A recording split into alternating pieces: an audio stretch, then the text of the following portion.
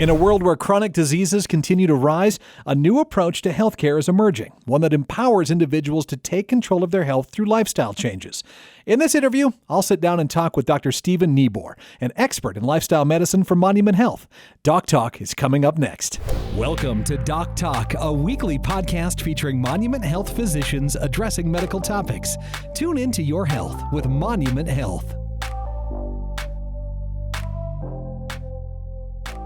Hello, everybody, and welcome to another edition of Doc Talk with Monument Health. My name is Mark Houston, and joining me today is Dr. Stephen Neabore, who is a diplomat of the American College of Lifestyle Medicine. I love that title because I've never heard those words together like that. Technically, it's diplomate. Diplomate? What's the difference? So diplomat is like the people that travel to different countries and that kind of thing, which it's similar, but diplomate technically means you have a diploma. So I have a diploma that's from what the that American means. College of Lifestyle Medicine. I would love to be called diplomat, though. I think that's pretty exciting. I think that's a pretty yeah, that would be, I don't know, it'd be cool on a name tag on your chest there. Yeah. You completed your training in New York City. You practiced in D.C. and Maryland. Yep. And then you're here in western South Dakota. Yes, sir. And I guess the obvious question, we always ask people that come from the East Coast or any of the coasts, why you chose to be out here. Yeah, it's a good question. I have sincerely liked everywhere that I've lived and worked. It got to a point where it was just, I'd been living in cities for a long time and just looking for a change of scenery. Mm-hmm. And I guess the hills came calling and made me an offer, and it sounded good. And you said you had never been out here before you interviewed either. Correct. Like no vacation or anything. Right. I think I've flown over a few times. Yeah, we're kind of famous for that, of course, for sure. Well, how long have you been here then? Been here a little over 4 years. Oh, okay. So long before the pandemic and Yes. everything else, you made your way out here. Yeah, COVID was not a word back then, or at least not in most of our vocabulary. So, well, that had to be with what you do and what you practice. That had to be. Not getting too far off the subject here before we get started, but that had to be a pretty interesting opportunity for you and lifestyle medicine, didn't it? Was there just some new takes on this now that kind of opened your eyes a little bit? it was a bit different when I got out here. Yeah. I hadn't really interacted with many ranchers before in New York City or D.C. So there was just a little bit different way of looking at things for sure. Well, what we're going to talk about today is lifestyle medicine, which on its surface seems pretty self-explanatory. But just diving into this a little bit, as I have been over the past couple of days, it's simple, it seems, but there is a lot of benefits to what I think we're going to talk about, right? So let's just start with what lifestyle medicine is, doctor. Sure. Yeah, great place to start. And I like that you use the word simple because a lot of it is really simple, but I always caution people not to get that confused with easy. Good point. So Yes. it's simple, but not easy. Right. Okay. It can become easy. I try to encourage people to make habits out of things. The same way you don't really think about, do I want to brush my teeth tonight? Probably brush your teeth every night, I would hope. You don't stand there and say, do I feel like doing it? You just do it, right? So we try to make the same kinds of habits in our lives with other healthy choices. So what's the difference then when people hear the term lifestyle medicine and they think, well, I think I know what that means, but I have my primary care doctor. I have the primary care medicine. Yes. So what's the difference between these two? So that's a great question at the heart of what I do. And it really is combining medicine, which is a science approach, right? I mean, everything we do in medicine hopefully should be based off evidence and studies and science and real kind of concrete things. And then combining that with lifestyle, which is kind of the opposite. We all live our lives the way we want to live them, essentially. And so when you combine those two things and you say, how can I design a lifestyle that will, in a sense, almost act like medicine? It's going to improve my health and make me live a longer, healthier life.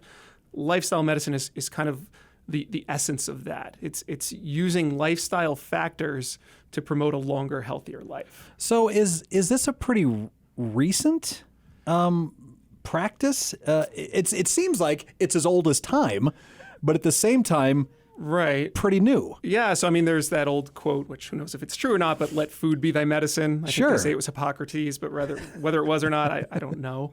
But in a sense, we're kind of doing that. We're looking at food, we're looking at multiple different factors, which I think we're going to get into here.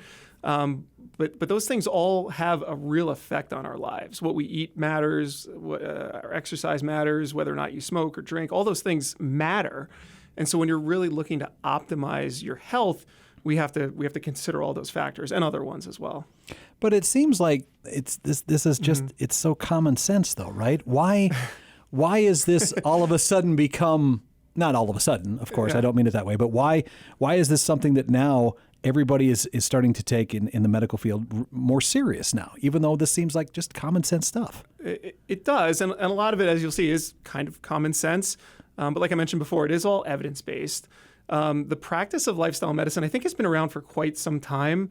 The American College of Lifestyle Medicine, gosh, I don't remember when they were formed, but I believe it was within the last 15 to 20 years, something like that. Okay. Don't quote me on that. I should know this, but I don't recall. I think you're about right. I saw like 2004, but then in 2015 is kind of when it solidified under there, I believe. Right. And then they started doing actual certifications. Yeah. Which I did mine in 2018, and I was the second group to do it. So 2017 was when they started doing that. Like the second group ever? Correct. That's to do a board certification in lifestyle medicine. I mean, and I want to stress to people that are listening to this too, this is evidence-based. Yes. I can't stress that enough, I don't think. I cannot either. It is absolutely evidence-based. Everything we say is rooted in some type of study or evidence that's out there.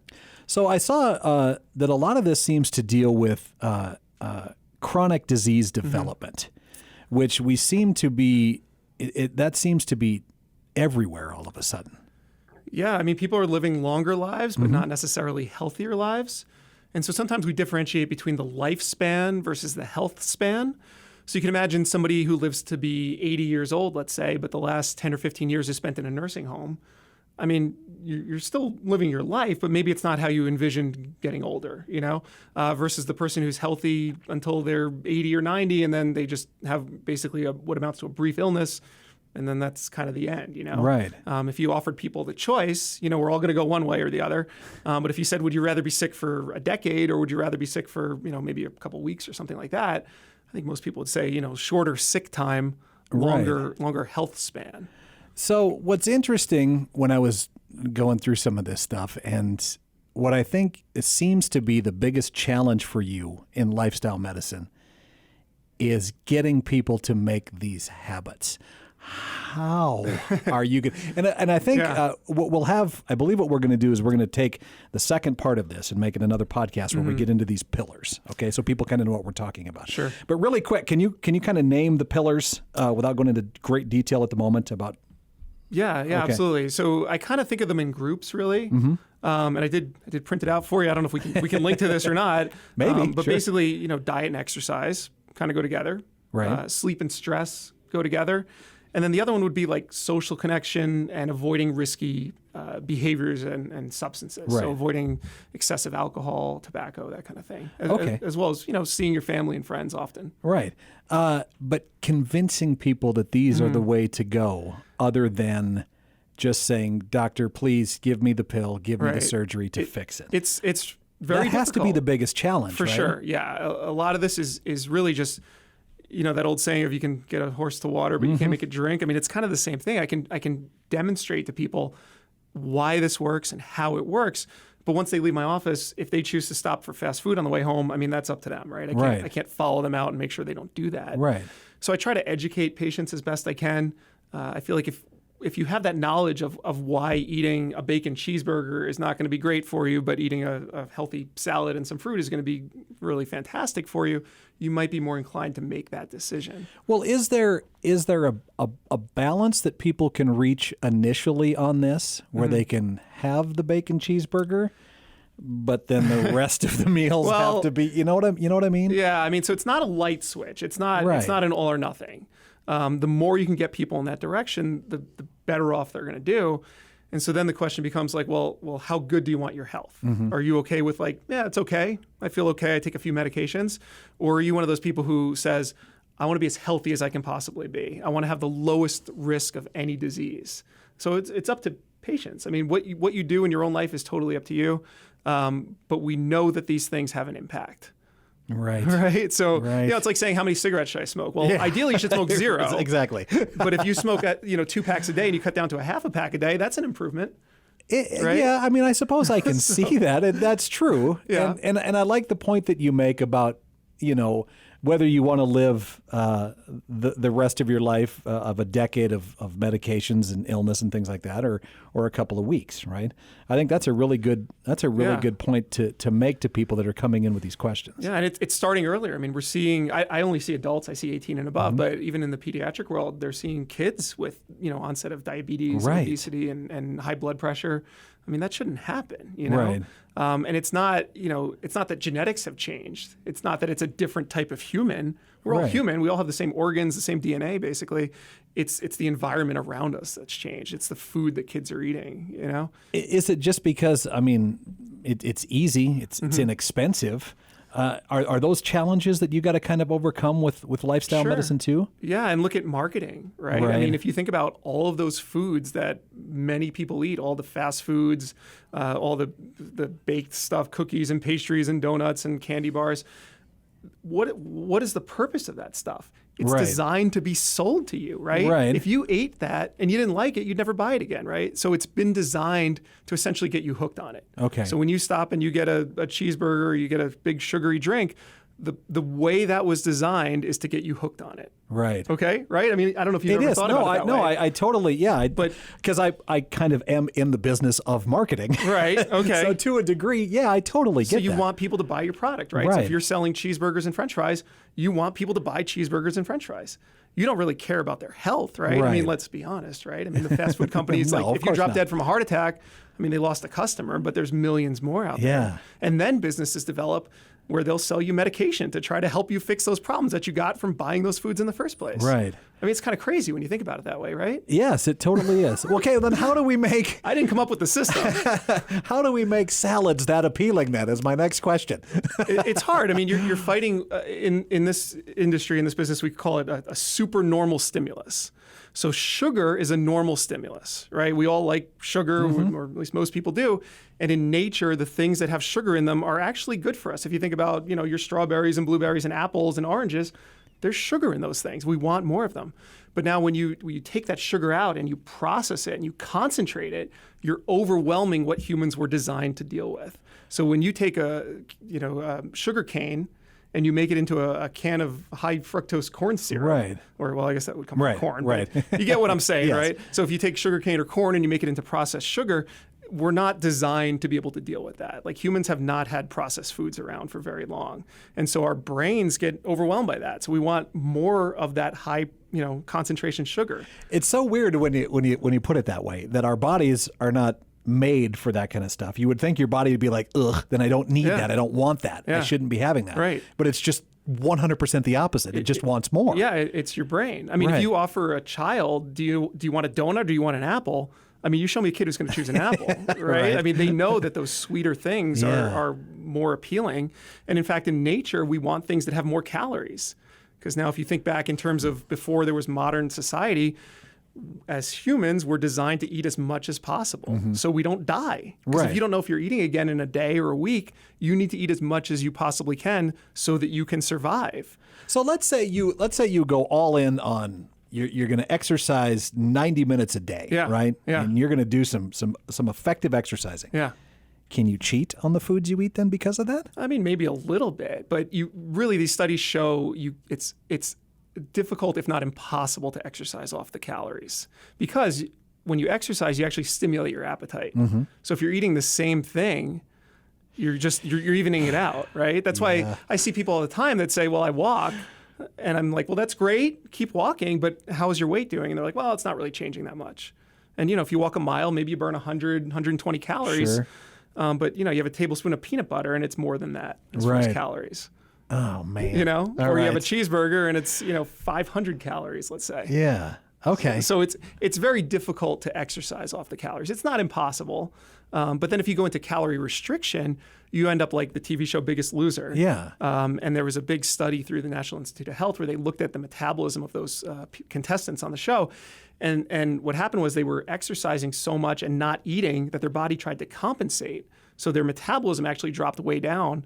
And a lot of those folks that were on the show, after they got off the show, were only burning a couple hundred calories a day at baseline. And so it was virtually impossible for them to keep the weight off. But if they come in, if somebody makes an appointment with you and they want to talk about this lifestyle medicine, these are the things you're going to be able to tell them and point them in the right direction, right? So you have, and again, we're going to talk in the next podcast that we do with you, Doctor. We're going to talk about these like the groups or the pillars, correct? Right. And you sit down with a patient and you explain, here we go, right? Right. And what I'm kind of excited about with this, when we talk again, is that there are certain instances, I believe, with lifestyle medicine that you can reverse some of the things that are wrong with you right now. Absolutely. Without pills. Correct. Without surgeries. Yes. That, to me, is almost worth really, really taking a serious look at this for most people. Yeah, right? you're absolutely right. And it's our bodies wanting to heal. If you think about, we're doing things to our bodies that are injuring them, right? When we eat junk food, it's actually injuring your body, okay? It's creating inflammation, it's damaging cells, it's raising your blood pressure, it's damaging arteries, it's increasing risk for diabetes and even cancer in some instances. And so what we need to do is stop damaging your body, okay? And let it heal. And so our bodies want to heal. They just need the ingredients to heal, and they need those pillars to allow them to heal. Okay. That all makes perfect sense. I mean, I love it being explained in simple terms. Yeah. I think you're doing an excellent job of that. Thank you. Because a lot of people, they don't want to hear diet. They don't want to hear exercise. I mean, they don't want to hear these kind of words, but you need to put it in a frame that people can be, this will kind of fix me? Absolutely. And there's a lot of evidence out there. There's a lot of studies out there that are showing this is the case, that you can really improve a lot of health outcomes with it. Excellent. Is there any place right now where you would direct some people to get some more information, or websites or things like that? Is there anything like that? Sure, yeah. I mean, start with the American College of Lifestyle Medicine. It's just lifestylemedicine.org. Okay. And there's plenty of resources out there. There's many good ones, and there's some not so good ones out there. Like I said, this ACLM is a very reputable organization. Everything's evidence-based, science-based. And so it's hard to go wrong with that if you believe in science. And if you ever come across a book called How Not to Die, I highly recommend this one. Yeah, that's actually by Dr. Michael Greger. That's become kind of the Bible almost in a sense of lifestyle medicine. Okay. Yeah, so what he does is he looks at the top 15 causes of death in the modern world. So, heart disease, diabetes, cancer, and so on, and looks at what's causing them, how you can avoid them, or if you're already dealing with something, how you can even reverse it in a lot of instances or put things into remission.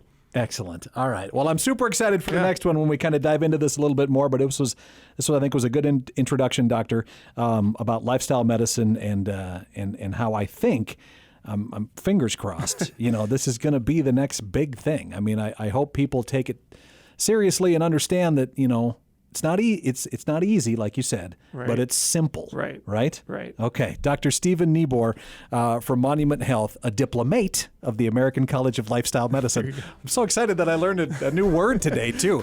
Thank you so much for talking with me, Doctor. All right. Thank you.